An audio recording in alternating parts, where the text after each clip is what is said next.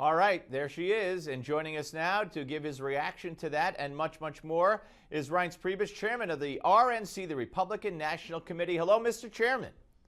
Hey, Stephen, how are you? I got to tell you, I've spent yesterday watching you and then chopping up the tape as one of my Gimme 5 commentaries with you and Debbie Wasserman Schultz. We'll talk about that a little later. But what was your reaction when you heard Hillary Clinton say this?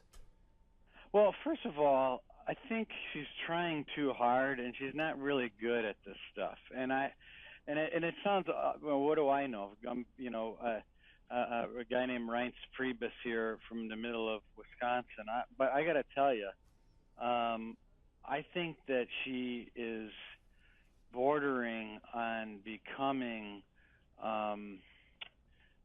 sort of a caricature of someone that from on the outside looking in. I mean, if you look at what she's trying to emulate, she's trying to be Elizabeth Warren. I mean, it's pretty obvious, and she's trying really hard. And I don't know if she was a little off script on that particular moment, but it clearly wasn't natural, and it was certainly awkward. And if it was serious, then obviously she doesn't understand capitalism and democracy and the way that business and jobs operate in this country. And you can knock trickle-down economics, I mean, if you wanted to, but without coming to the conclusion that corporations and small and businesses don't create jobs.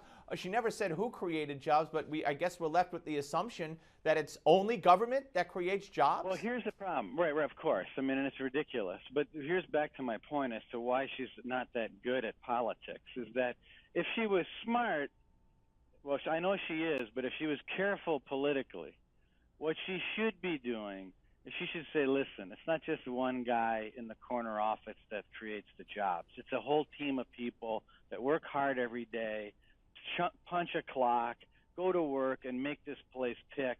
I get that message. I understand that message. But the way she did it, just honestly, it shows that she is not ready for prime time.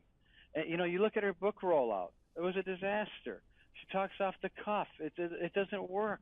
She makes one mistake after the next. This is why I'm telling people, look, Stephen, if it was your job or any one of your listeners, you put yourself in my shoes, and your job was you need to raise a lot of money, you need to recruit a lot of volunteers, and you need to unify the Republican Party. And you know that there's a lot of opinion within our party. If those were your jobs, you'd want nothing more than Hillary Clinton to be the nominee of the Democrat Party. I'm telling you, it's not just something that I say to kind of make people chuckle or, it is the truth. And there'd be no one you would want more to run against than Hillary Clinton. And on top of it, she's not really good at politics. Wow, that's very interesting. Now, let me ask you this question. Do you think that Elizabeth Warren at this point, she keeps opening that door, closing it, and then opening it a little bit? Do you think that she will, especially, I've heard some speculation that if there's a big Republican victory next week, then the parties usually go back to, after they get slaughtered in a midterm, they go back to their hardcore base, and the hardcore base is left, and that would present a problem for Hillary, would it not? I think so. I mean, I think people say, "Oh no, Elizabeth Warren's not going to run. No one's going to run against Hillary Clinton." I'm certain O'Malley's looking at it. I think Cuomo's probably looking at it. He's had a rough month. We can all admit that. But clearly, Elizabeth Warren's the hottest commodity within the Democrat Party. She's the person that all of these candidates want to be with, and so Hillary Clinton is a large figure politically in our system, but she doesn't create the groundswell of enthusiasm in the Democratic side of the vote. If there's something that the Democrats are lacking right now, it's enthusiasm. So when you look at all these polls and you see, oh well, it's close here, it's close there, it's only close as much as to whether or not the people that are reflected in those polls are excited about getting out and voting. That's what I want to talk about in part two. Stay where you are. We're coming back with more from the RNC chairman.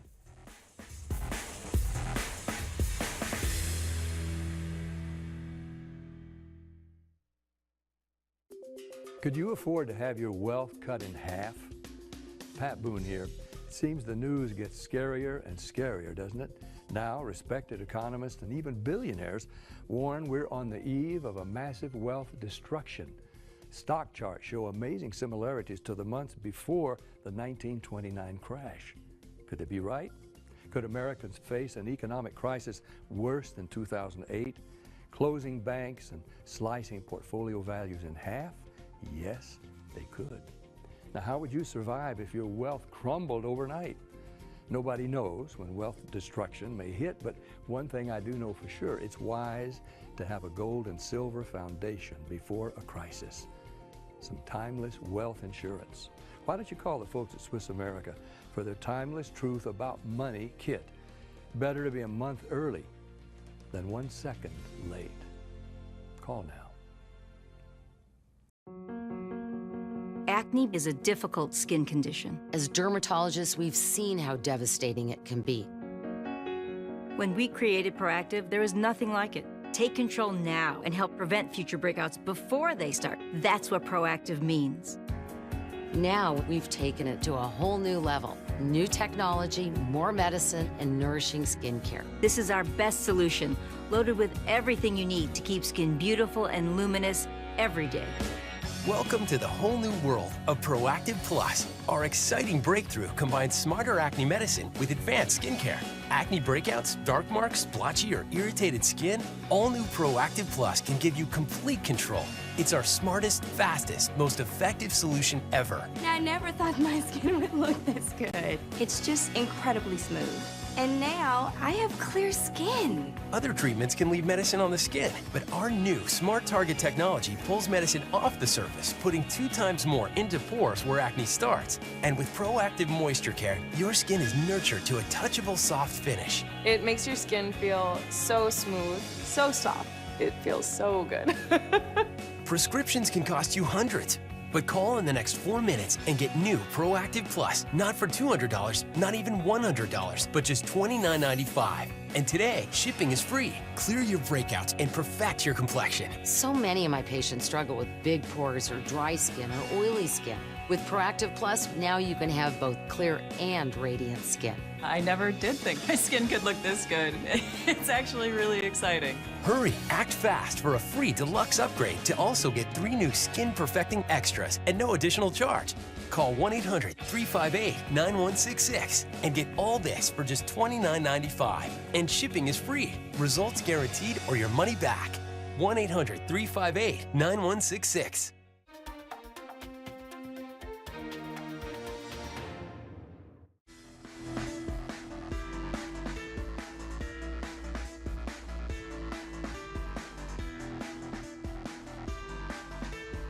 It seems that the Democrats' overall message is, yeah, ISIS is scary, yeah, Ebola is scary, but Republicans are a lot scarier.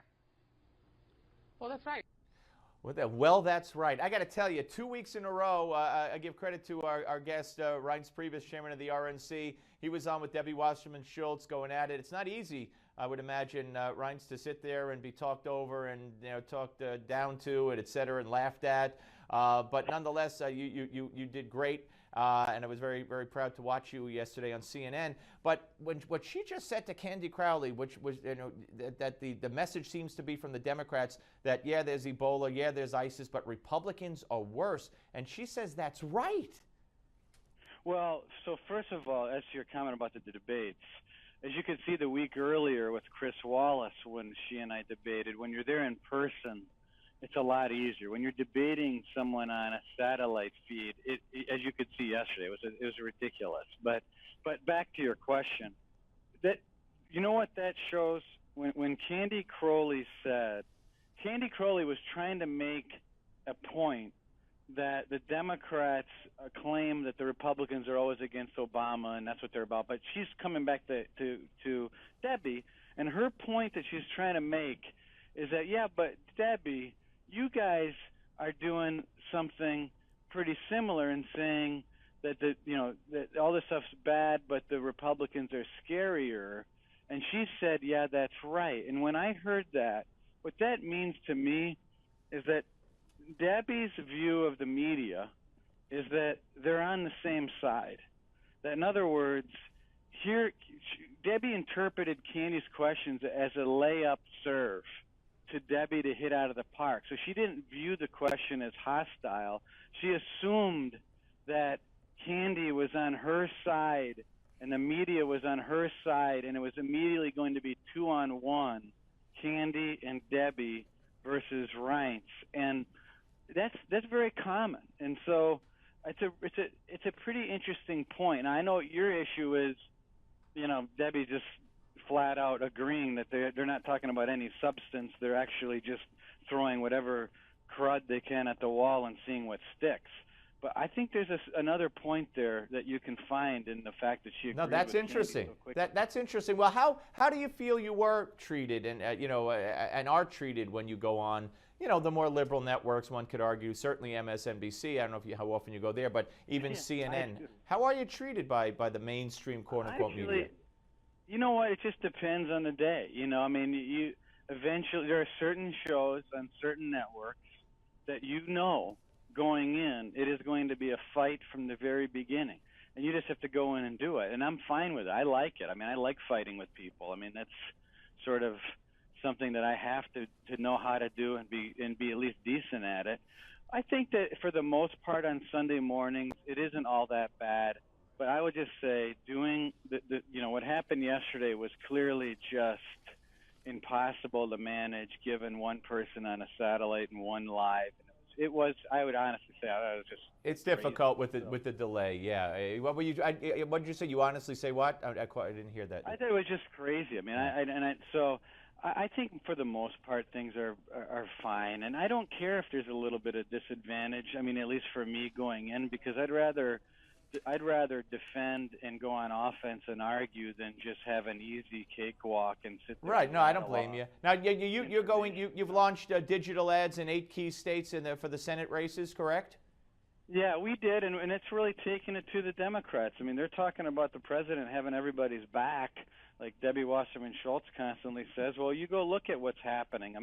Between the ISIS in Syria and Ebola and Guantanamo Bay, and I don't know whose back everybody's got on the Democrat side, but I don't think it's the American people's back. When you talk about closing down a detention center in Cuba full of terrorists, and you want to bring them where? Fort Leavenworth? Where are these people going to go? And why would we want to bring them here? I don't understand the human necessity to treat terrorists as a federal prisoner. I just don't understand that mentality. And I don't think most Americans agree with it either. Joni Ernst doing real well in Iowa, especially with women. Could this be a trendsetter, if not a bellwether, or both?